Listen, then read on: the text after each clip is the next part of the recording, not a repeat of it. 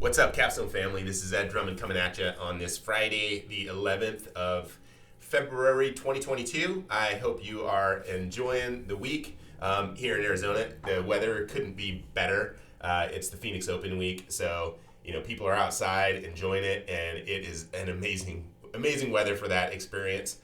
So if you're out there, have fun. But hey, I wanted to connect on a couple things this week. Market updates came back through the Business Journal. One of the places that I get a lot of my information is through the Phoenix Business Journal here in town. They send a lot of really helpful information. If you don't even have a subscription, sometimes you can just, basically they'll send you emails that will give you all the headlines for the day or the week. And that's super helpful. For me, I do subscribe because I want to read some of those articles as well. But today it came out with, hey, January overall was the busiest nationwide that we've seen on the resale front ever. Houses are selling faster, even in areas where it's snowing. We're seeing just nationwide this frenzy of buying. One thing that may be from is interest rates. Interest rates are going up. My wife's an amazing lender here in town, and she let me, bend her ear this morning for about 20 minutes. We talked through what the market's doing and this and that, and I was like, maybe it's time to pull some extra cash out of XYZ property over here, or this one over here. She was like, that market is coming to a close, she said, on the refi front. I said, well, what's going to happen with rates? I'm like, well, maybe the rates will just come back down. And she was like, nah, rates aren't coming back down. She mentioned this morning she's seeing rates that are not in the threes anymore for buyers. It's getting tougher to find. And then for investors, numbers with a 4 in it can even be tough to find right now. So be aware. If you're looking for financing right now, it's definitely changing. I trend my numbers on bank rate. I've always used bank rate. And, it shows you on a national level, like what rates are doing on the average. And yeah, ever since the beginning of the year, actually since the end of last year, you're seeing just this steady increase in interest rates as they're affecting the, purchase and refinance. So keep an eye out there. So what does that all mean? I mean, right now it's looking like we're going to see a tremendously busy 2022. Just like we thought, we're still going to see more appreciation. People are, when rates increase like this, I remember last time this happened, and people rush out because they feel like they're going to miss, right? They feel like they're going to miss out. So pricing still continues to go up. The challenge, like we've been talking about, if you're looking for anything under $450,000, there is a hard time for those particular types of buyers to get anything under contract right now, unless you're coming with cash. And oftentimes you're coming with, substantially over what normal pricing would look like, right? It's out of control still when you see the amount of investors that are buying at that price point, because the values are just crazy. I think I mentioned that in the last 6 months, properties that we've sold under $450,000. I think I can count, like there was like 2 that were owner occupied. All the rest were investment, all of them. And it wasn't that we didn't get offers on all of them from owner occupied as well. It was that the best offers by far were from investors. Best offers by far.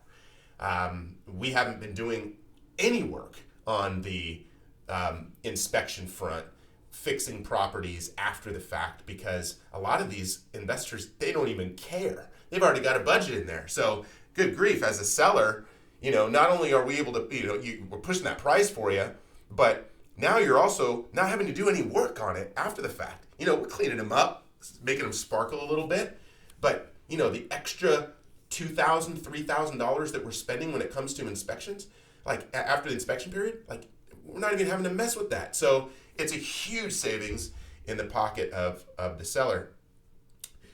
This year, the other market that I see changing a lot And I don't know if you ever, if I ever brought it up on videos, but I once got a cease and desist letter, right? And one thing, I have a lot of domains. I've got like this domain problem. I buy a lot of domains and I sit on them. And for years, I have domains. Some of them are really, really good. Some of them not so good. But one that I really liked, and I'll probably have to bleep this out in the future on this video, but it's overairbnb.com, right? And that one alone got me my cease and desist letter because Airbnb did not like that. But I've assumed that as the market continues to oversaturate, there's going to be too many people buying or renting those spaces out, and it's just going to be it's not going to be enticing to people to put those things that are profitable, because it's just not going to be, because there's too many. We're starting to see that. So I met with a couple of people here in the industry that I respect and admire on the short-term front, and those individuals are no longer even taking properties that are under $1 million on the short-term side. They want distinguished properties that are going to give people an experience, and the other stuff they don't even mess with anymore, because it's just too churn and burn, and the numbers don't quite make up for what they're doing on this high-end super luxury stuff. The models are changing, right? So if you have properties that are short-term rentals here in the Phoenix area, you may want to continue to evaluate your numbers, really beat the heck out of those numbers and see if they're making sense for you. Because if they're not, let's talk and see if that's the best play for your properties, or if it's time to bring them over on the long-term side. Let's see how the numbers match up. Maybe you're still doing well with them. If not, let's definitely have a conversation, see where we can maybe take a little bit of strain and pain off your life there. Cool. I hope that this message finds you doing well. I hope this is helpful to you. I'll still kind of bring feedback. I'm meeting a ton of people in the industry right now. I think that's one thing that's very beneficial to where we sit in this space, is that we've got a lot of friends that are in the real estate space, right? Like we're a company that people, I'd like to say that people respect us. They know that we do what we say we're going to do. We follow through. We stay in our lane, and we do what we can to help people. And it's built us a reputation that I think is pretty strong. People know that we're no nonsense, but hey, at the end of the day, like we're solid too. At least I like to think so. And that is helpful, because a lot of people let us know what's really going on in their world, and it gives me a really good perspective, not just from where we're sitting, because again, we do some good volume, but not some of the volume that some of these huge companies are doing, right? But it's nice to know that, with those big companies, like what's really happening. It's nice to see that, as we trend this market, some of the data, some of the information that I give you, yes, will be stuff you can find, but also things that I hear on the down low. Cool. Thanks for watching. Appreciate you. And I look forward to connecting again soon. See you out there on the open. Bye.